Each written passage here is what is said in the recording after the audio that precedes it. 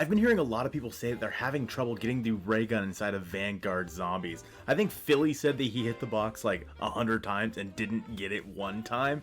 I think I saw other people that have had a really hard time getting it out of the box. They were like, is it even in the game yet?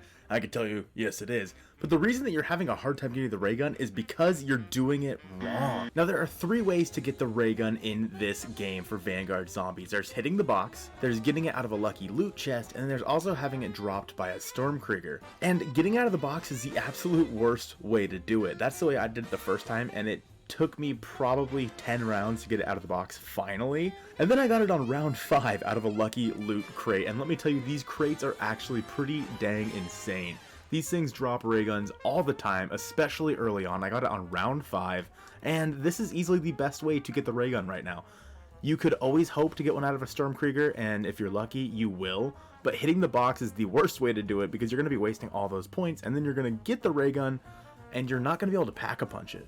And I'm not going to lie, the ray gun's good in this game. I'll have a video testing it out here in next couple of days. But with the Easter egg coming for Call of Duty Vanguard Zombies tomorrow, you're going to want to make sure you're able to get the ray gun quickly, and you're going to want to be able to pack-a-punch it because this thing is definitely a lot better when it's pack-a-punch, which seems obvious, but it's almost a night and day difference. Now obviously the hardest part about this method is just getting to the loot crates in general. Now you're going to have to open up a lot of the map to do so, and on your minimap, anytime you see one of these little crates on there, go ahead and open them. Honestly, as I got into later rounds, I would never open them until now. Because now with the possibility of getting the ray gun out of it, the ray gun's super fun to use in this game. I'm not going to lie, it's super fun to use, and I think that the animation for it looks really good. Also, weapon inspector in the game now, finally. But before, the ray gun didn't have such like a very prominent, I guess, expulsion of the rays from the gun, the energy rifle shot, whatever you want to call it, from the gun. But in Vanguard Zombies, you can definitely see it a lot better.